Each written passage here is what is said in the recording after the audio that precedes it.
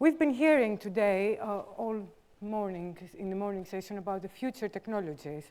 And LMN, it was about 5 years ago when it was starting to look into developing a cost-effective and value-add shared service model of engagement for the LMN members to actually engage these exact future technologies.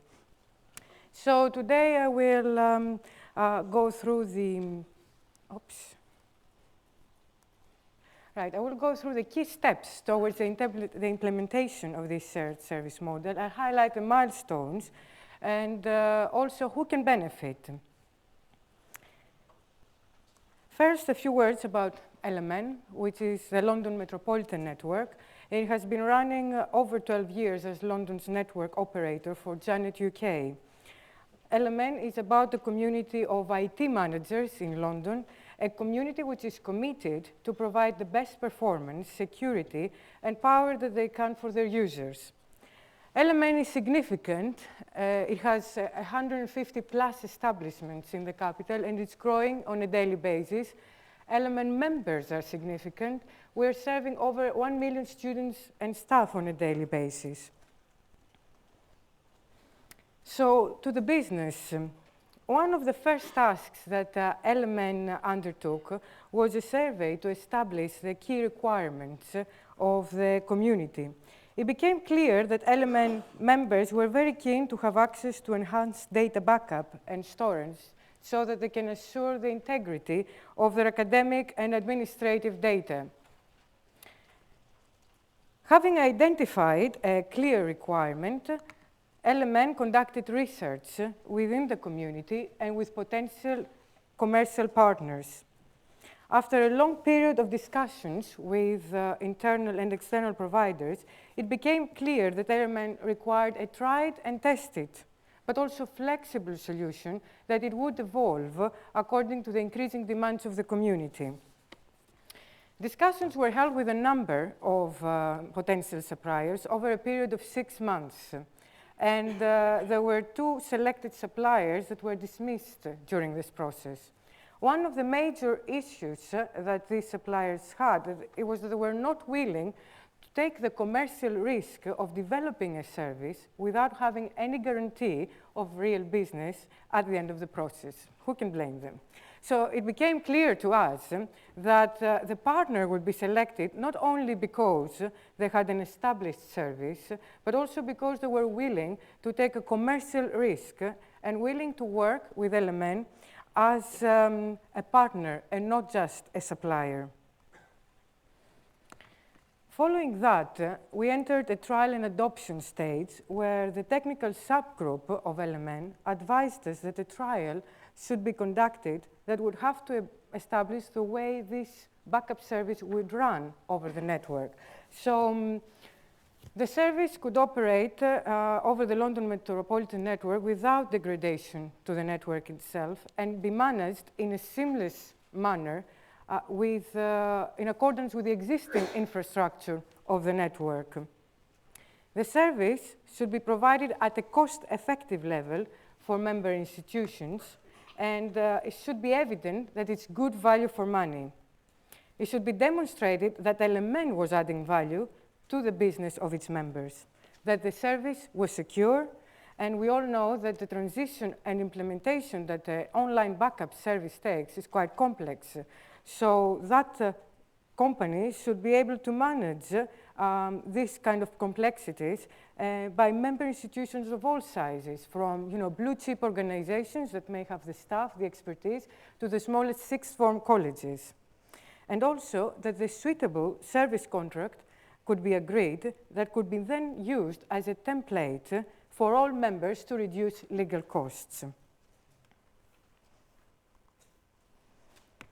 So, 3 to 6 month pilot was agreed by the board, and London Business School and Birkbeck College, who I'm very pleased to say that both directors are here today in the audience, they accepted to trial the service, and they became the process development sites for the LMN community. A high-level steering group was set up within LMN under the chairmanship of a board member. At the time, it was Russell Atterdorf, who is the director of IT services in London Business School, and he's at the audience here today. The steering group would act as a forum for views from all parts of the community on secure data storage and online backup. The group was composed also of senior representatives of the pilot institutions, the LMN community, and the commercial company. And they were responsible for the project initiation, setting the objectives, identify the critical success factors, the risks, and agree the plans. The service was also reviewed by the legal teams working on technical issues for London member institutions. So we had to develop a business model that would allow us to offer these services in a cost-effective way. And this is represented here as a tripartite between LMN, the partner, and the member. When LMN selects a partner, we draw an agreement in place, and we act as a major advisory body for developing the product and the marketing of this service for the education community. The partner would usually, The partner would usually pass a commission to LMN, because it introduces the service to 150 plus organizations. LMN, being not-for-profit, passes this commission back as a discount, or most of it, it passes back as a discount to the members. And this means that we can achieve discounts of 40% of the price list. LMN has a back-to-back agreement with the member to guarantee the provision of the network and also to act as an escalation point in case of any major service issues. The SLA, the billing, it's all between the partner and the member. Now, what this model allows is obviously makes partners' price lists look highly competitive. And they allow for the members, the more members that join the service, the model is flexible enough to be able to offer a higher discount. And I will go on in a minute and describe a little bit more about it. So the milestones. This project started in April 2004 and was completed in September 2004. Since that date, we had 10% adoption of the service, and today, over 25% of the community is using the service. This was a very successful project in that LMN proved that in this way can provide opportunities of cost saving through collaboration and aggregation of demand for commercial services. We are currently offering users savings of £1.2 million per annum for the backup service alone. Local government had a good look at this, and LMN won a Best Service Project Award as a recognition for this innovative partnership that meets wider government vision to increase collaboration, reduce costs, and exploit economies of scale within public sector IT. This award to LMN was given as a tribute to the leadership of the universities who collaborated to pilot and develop the service, and also to the persistence of all involved. As you're probably aware, in April 2006, the government services transformational agenda was published, and one of the key aspects was to provide public sector savings via shared services. Local government recognized LMN's contribution to the greater security and resilience of IT systems that underpin London's many universities, colleges, and local community. And one of the key milestones was this innovative service level agreement that LMN negotiated with the outsourced supplier, in that it was to the point. It was 1 2-page document, very comprehensive, with the ability to evolve. We set key performance indicators that LMN reviews every 6 months. So, for example, when we noticed that our network, the data storage pricing goes lower, comes lower in the market, We organized a user group forum between a selected partner, which is in technology for the network backup, and we managed to get the MD of in technology along with higher level directors from the community to discuss the commitment of the partner to continue offering best value for the community.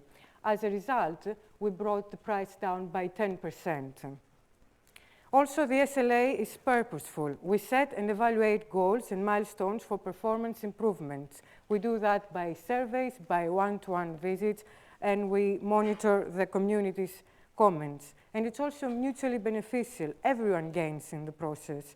As I mentioned before, the more people that sign in the service, the higher the discount for the overall community, plus the existing users. It's worthwhile saying that during the past 2 years, within Technology's network backup service, we have offered discounts in the range of 20% on top of the 15% discount originally agreed.